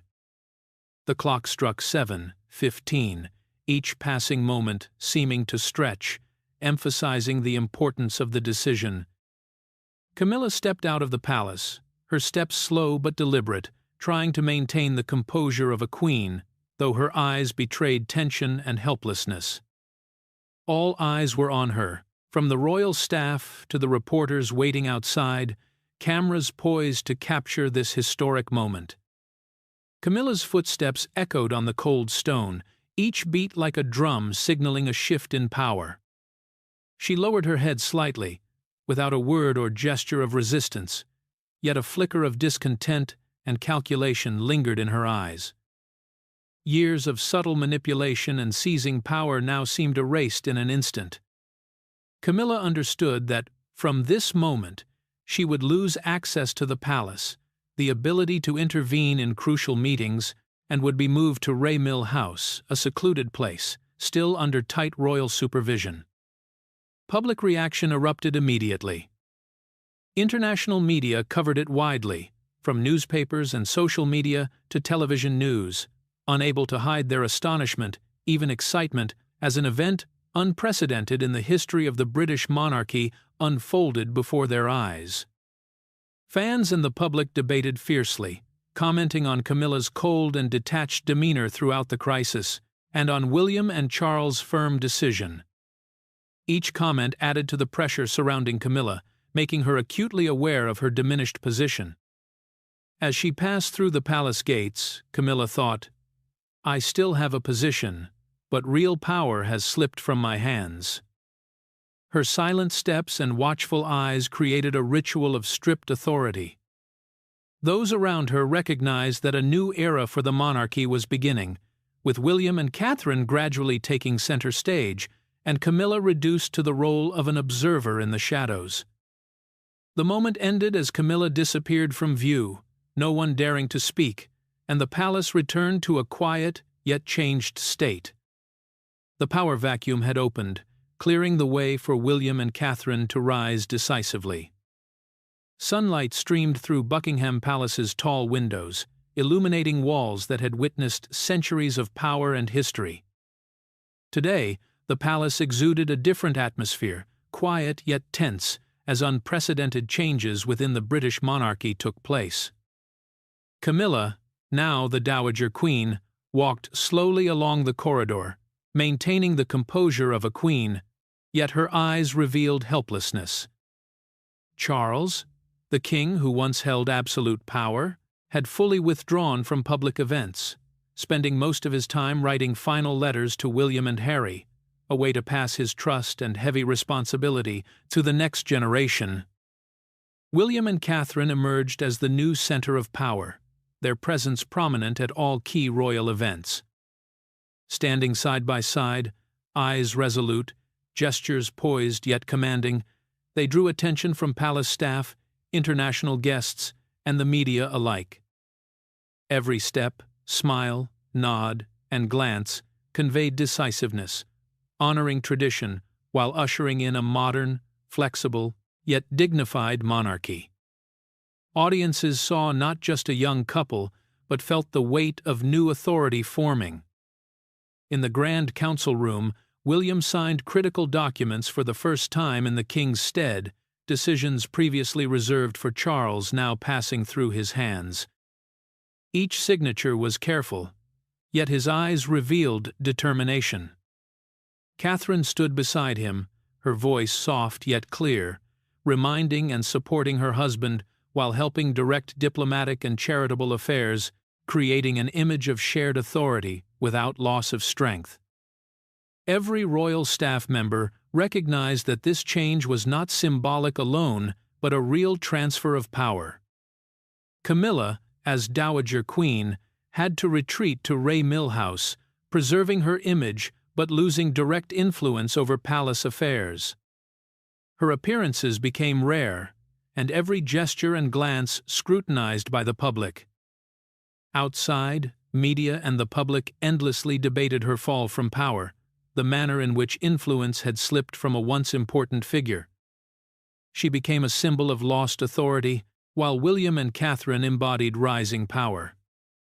The gap between the young couple's authority and that of the preceding generations was now stark, creating an atmosphere of tension and anticipation within the palace. In his private study, Charles sat at his desk, pen in hand, writing his final letters to William and Harry. His inner voice echoed in the silence, "Son, I trust you will protect the throne and the honor of the royal family. Step forward with determination and courage. This is the moment for you to write a new chapter for the monarchy." The letters were not just messages about power, but reassurance, a way to transmit absolute trust to William while reminding Harry of his responsibility and role in the family. Every word and sentence carried weight, serving as both a legacy and a guiding compass for the future of the monarchy. At an important international ceremony, William and Catherine appeared before the public, standing on the main podium, receiving congratulations from world leaders. The royal staff stood at attention, guests bowed, and the media captured every moment. William maintained a steady gaze, a cautious yet commanding smile, while Catherine stood beside him, coordinating the events and supporting her husband, forming the image of a perfectly balanced power couple.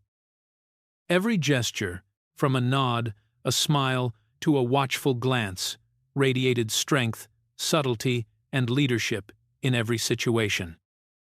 The scene continued to unfold dynamically as William signed additional important documents right at the ceremony, making decisions on his father's behalf, handling matters from politics to diplomacy, symbolizing a rising new monarchy. Catherine, in her co-lead role, observed, reminded, and signed decisions related to charitable activities and international events, creating an image of shared authority built not only on title but on competence and acuity. Their seamless coordination made both the palace and the public clearly feel that a new era for the monarchy had truly begun. In the final moments of the day, as William and Catherine left the event, all eyes followed them. They held hands, walking confidently, symbolizing new power while embodying hope, stability, and determination. Camilla stepped back, Charles retained the final letters, and the new generation of the royal family officially ascended, shaping a modern monarchy that still respected tradition. A new era had begun, but what was the true lesson? Power must come with responsibility. Authority must be reinforced with trust and loyalty. And above all, painful changes are sometimes necessary to protect family and royal legacy. William and Catherine, through every challenge, demonstrated that true strength comes not just from titles, but from steadfastness, decisiveness, and the ability to lead through the storms of power. The crisis within the British monarchy revealed unseen shadows, from the tragic health of King Charles to intense internal conflicts, leaving a lasting mark on palace history. With trembling hands, failing memory, and repeated collapses in private rooms, Charles faced the limits of body and spirit, while the palace did everything to conceal the truth. Royal staff were unsettled, hallways turned suffocatingly tense, and every gaze reflected hidden worry. The throne was unstable, and traditional power needed to be protected at all costs. In this context, Camilla revealed unusual, calculated behavior. Her independent trips, attendance at luxurious events, and near abandonment of the king during a critical time outraged the public and demoralized palace staff. Her social smiles seemed to hide personal ambition, while responsibility to the crown and to Charles was neglected.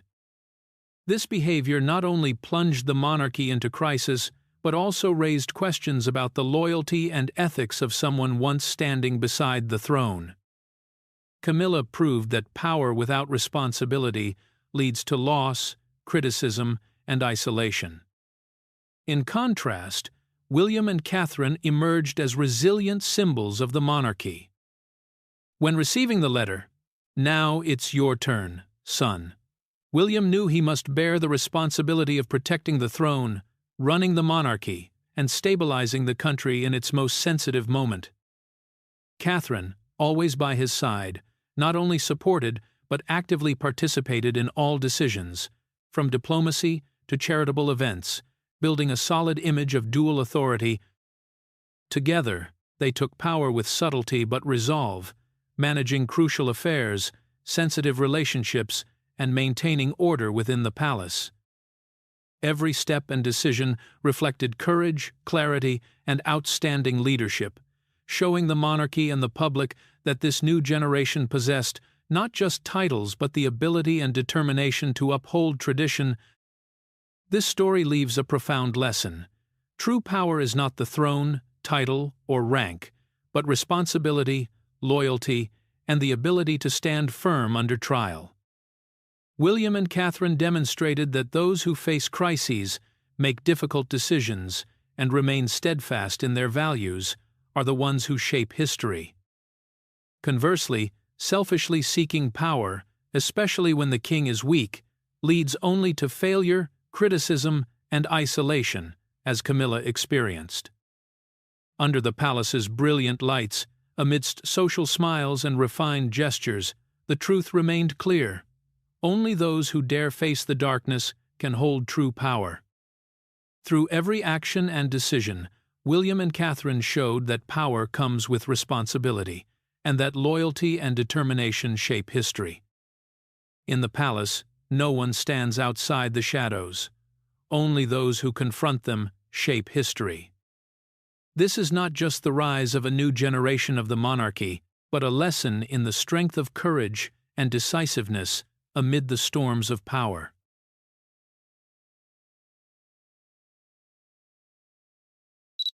The atmosphere in the small room carried the faint scent of beeswax and the musty odor of a centuries-old carpet.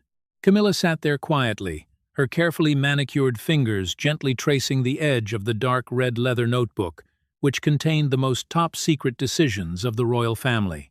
As the thick page was turned, her gaze suddenly froze. On the official guest list, the names of her biological children had been mercilessly crossed out by a dry, sharp line of red ink. That red line was not simply a dismissal, but it felt like a cold sentence striking directly at the pride she had worked so hard to build for so long. At that moment, the quiet space seemed to thicken. From the peak of fame of a future queen, Camilla suddenly fell into the bitter reality of a nobody. She slowly looked around. This was absolutely not a magnificent, light-filled room with a balcony facing the mall. It was just a tight, stuffy room without a single window, a cruel confinement in terms of status. Even having touched the crown, in the eyes of the true heirs, bloodline remained the ultimate boundary. That red line was an unspoken message from William. This royal palace, this power, had no place for exceptions. Please comment, number 1, if you believe the action of William is a justified protection of royal tradition, or number 2, if you think Camilla deserves this position. In the year 2005, when the civil wedding took place at the Windsor Town Hall, the palace was not decorated with flags and flowers, and subjects did not pour into the streets with roaring cheers like the traditional fairy tales often wove. The wedding of Charles and Camilla Parker Bowles took place in a cautious atmosphere, bearing the awkward, reluctant nature of a dynasty forced to concede to a harsh reality. Stepping through the towering gold-plated iron gates, Camilla understood her precarious position better than anyone. She was not a beautiful princess, welcomed with open arms by the public, but a woman carrying on her shoulders the massive, tragic shadow of the late Princess Diana. The gaze of the aristocracy shone upon her, holding strict, cold scrutiny like the stone walls of Windsor Castle. But those who thought she would resign herself to living the rest of her life in withdrawal, obediently under the guise of a timid concubine, completely misjudged a master strategist.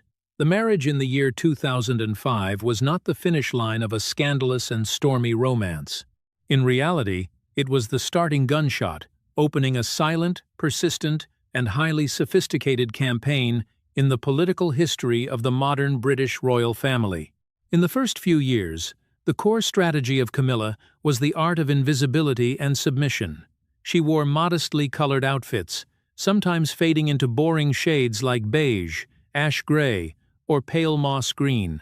In public events, she always proactively stepped half a pace behind Charles, maintaining a moderately bowed posture. Her eyes often looked down at the floor tiles, her smile always adjusted to a perfectly measured, absolute humility.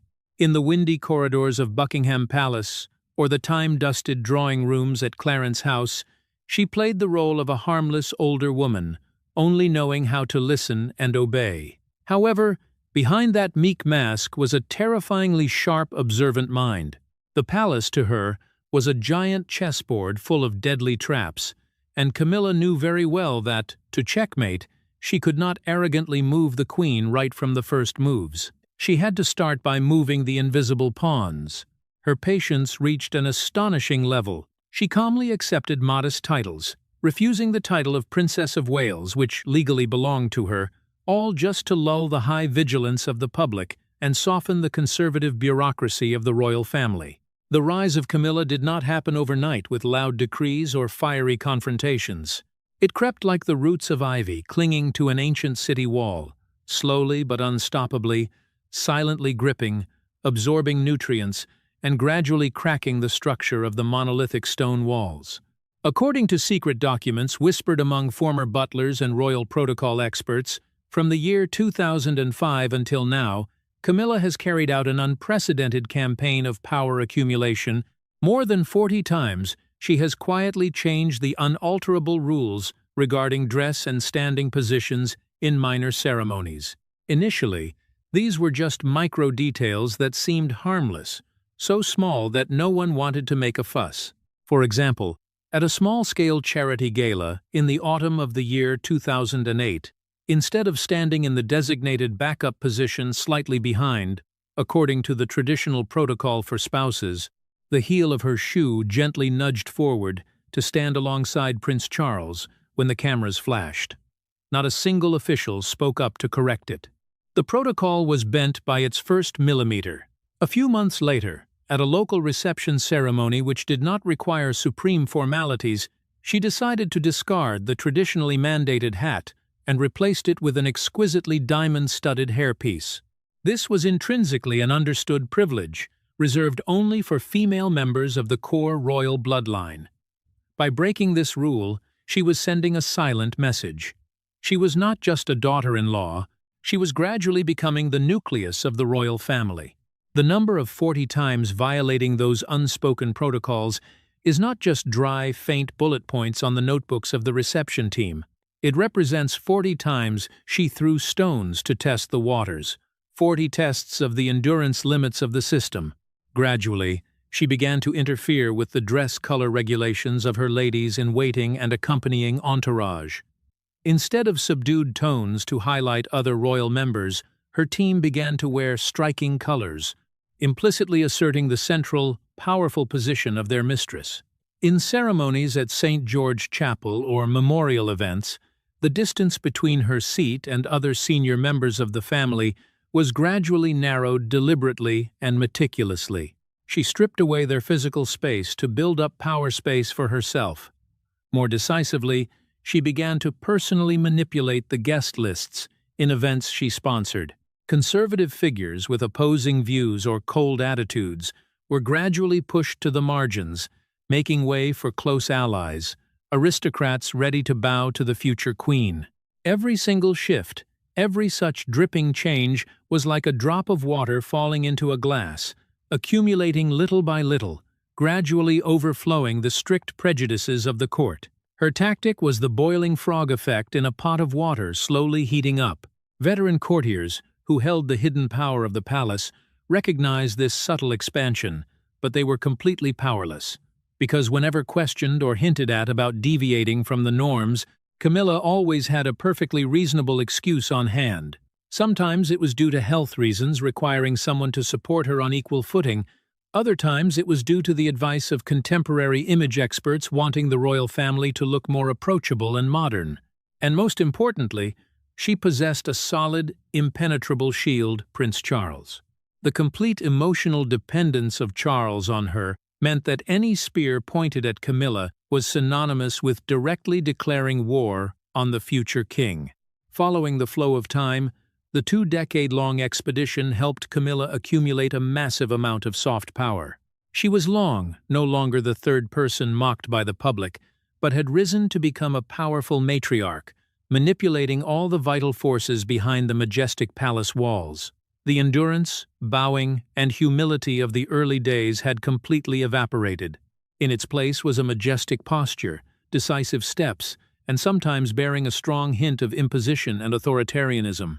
The timid gaze of the past now swept over the faces of the younger royal members with a calculating confidence. Power is like a deadly, intoxicating brew. Once people have sipped and tasted the sweetness of manipulating an entire historical chessboard, it is very difficult for them to accept stopping at the position of an observer. When Queen Elizabeth II passed away and the reign of King Charles III officially began, the final layer of feigned humility was completely torn away. The sparkling queen consort crown was placed on her head, officializing the absolute power she had exchanged for sweat, tears, and cruel patience for nearly 2 decades. Standing at the pinnacle of fame, this should have been the moment she learned to stop, enjoy the glory of victory, and use soft power to nurture stability for the family. However, the overly sudden shift from the shadows to the center of the glorious light blurred the cold rationality that once helped her survive the stormy years. Court history has always proven a cruel truth. The greatest mistake of those who climb to the top by strategy is not a lack of talent, but their inability to know when to stop. Camilla began to let go of her caution, interfering deeper and more roughly into territories originally considered inviolable. Not stopping at minor violations of dress or standing positions, her deep-seated ambitions began to extend octopus tentacles, touching the core structure of the royal family, including titles, privileges, and most sensitively, the inheritance rights of the future generation. She mistakenly believed that, as the most powerful woman beside the king, she had full authority to redesign the royal order according to her personal wishes. She blindly believed that her ivy roots of power had penetrated deep enough and strong enough to crush even the most solid granite blocks of a 1,000-year tradition. Overconfidence made her mistakenly think that the minor shifts and past rule-breakings had automatically become new precedents, and now she was the one holding the scepter to rewrite the rules of the game for everyone. But, when ambition turned into arrogance, she forgot that the palace did not only have bricks and stones, but also eyes and ears loyal to the past. When the royal trumpet sounded resoundingly across the Horse Guards Parade Square on the 13th of June, the public only saw a perfect picture of tradition, loyalty, and the supreme power of the British monarchy. Nearly 1,000 soldiers of the Royal Guard paraded in bright red ceremonial tunics, their towering bearskin hats moving rhythmically to the beat of the military drums. On the gold-plated wooden horse-drawn carriages, the radiant smiles and measured waves of the royal family members seemed to have covered up all the cracks in the deep palace. For millions of viewers, glued to television screens around the world, trooping the color was a symbol of continuity and stability. But behind that magnificent and majestic facade, the seasoned minds at Buckingham Palace all understood that the 13th of June was not simply a ceremony to celebrate the birthday of King Charles III. In reality, it was a brutal political arena, a public relations deal of the most massive and sophisticated scale since the new dynasty was established. And the person pulling the strings behind the scenes, directing this high-risk gamble, was none other than Queen Camilla. She was no longer satisfied with standing in the shadows to maneuver troops and generals.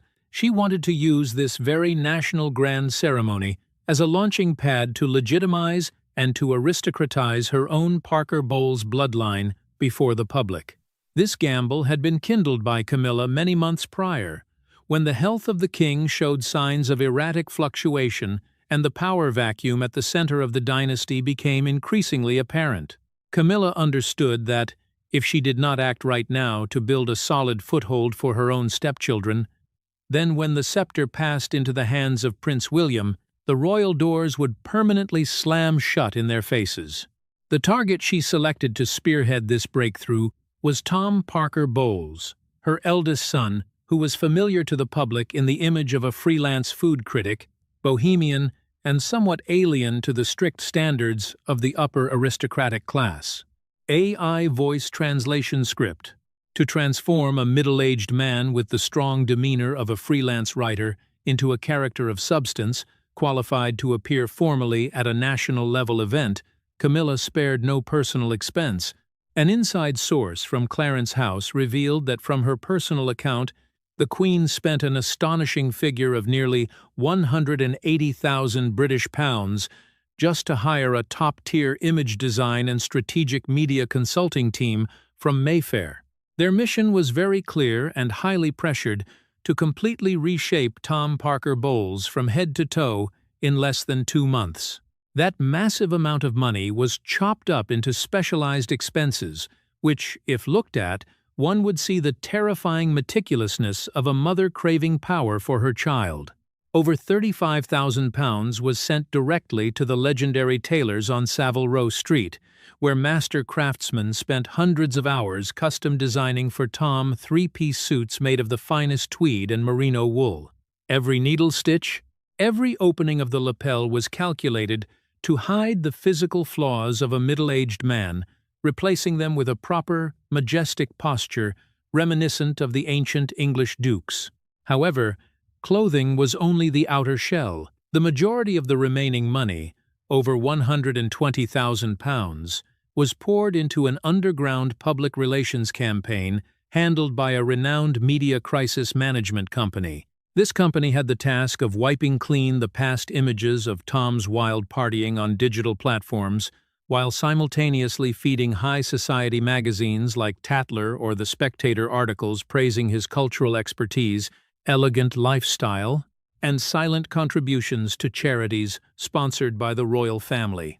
This team even hired body language experts and former military protocol officers to train Tom in every bow, how to step down from a carriage, and how to hold a wine glass, so as not to be out of tune among a forest of seasoned politicians and aristocrats. Camilla wanted to ensure that when Tom Parker Bowles appeared under the lenses of hundreds of international reporters on the 13th of June, the public would not see a parasite on his stepmother's fame, but a true royal gentleman, someone worthy of standing in the most solemn positions. That meticulous image preparation ultimately led to a decisive move, a step that royal observers later called the ultimate arrogance of Camilla. On the 28th of May, 2 weeks before the event took place, a red wax-sealed envelope bearing the personal crest of the Queen was sent directly to the office of the Master of the Household, the person with supreme responsibility for logistics, seating allocation, and security protocols for the entire palace. Inside the envelope was a 3-page document, typed on thick cream-colored paper, informally but provocatively called the Upgrade List. This document was not a diplomatic reference or consultation, but it carried the tone of a supreme command from the inner court. In that list, Camilla personally drew up a completely new seating allocation map for the 13th of June, overturning protocol rules that had been nailed down since the time of Queen Elizabeth II. According to long-standing tradition, the front row is always strictly reserved for core royal members, carrying out official duties, while relatives without official titles are forced to fall back to the hidden corners behind. Looking at the list dated the 28th of May, one cannot help but shudder at the audacity of the Queen. She demanded that Tom Parker Bowles and his younger sister Laura Lopes must be seated in the front row of the VIP section at the Horse Guards Parade, a position originally reserved exclusively for the closest core royal members. Not stopping there, Camilla also requested the Master of the Household to arrange for her son to appear in the third horse-drawn carriage of the procession, the carriage moving right behind that of the King and Queen, a position that intrinsically belonged to Prince William and Princess Kate. The climax of the imposition lay in the final chapter of the list, Camilla demanded an ultimate privilege for her own family at Buckingham Palace after the military parade ended. She wanted Tom, Laura, and their children to be issued the Gold Pass, a supreme security pass allowing them not only to enter the main hall, but also granting the right to step onto the royal balcony to witness the aircraft display of the Royal Air Force. For British royal protocol, the Buckingham balcony is the most sacred symbol of dynastic power, a place reserved only for those of monarchical bloodlines or official spouses. By demanding this position for her stepchildren bearing the surname Parker-Bowles, Camilla publicly challenged the red lines of tradition, deliberately blurring the boundaries between the royal family and her own private family. When this list was presented, a silent shockwave spread across the administrative offices of the palace. The master of the household, a veteran officer loyal to the ancient rules, immediately closed his office door and refused to sign the approval. He understood that approving this list would be a fatal blow to the pride of the truly legitimate heirs. The list of the 28th of May was no longer a normal logistical request. It was a declaration of power seizure, a blatant attempt to turn a national grand ceremony into a family party of the Parker-Bowles household. Camilla, in her blind confidence, believed that she had controlled the situation. The king, exhausted by severe illness and always wanting to please the wife who had been with him for half his life, did not raise any objections when she whispered in his ear about the list. The courtiers under her command at Clarence House continuously reported optimistic signals. As the 13th of June approached, everything seemed to operate exactly according to what she had outlined in the upgrade list. Tom Parker-Bowles stood there, dashing in his expensive Savile Row suit, confidently striding through the ancient corridors under the respectful gazes of the subordinate entourage. But Camilla made a fatal mistake of a commander.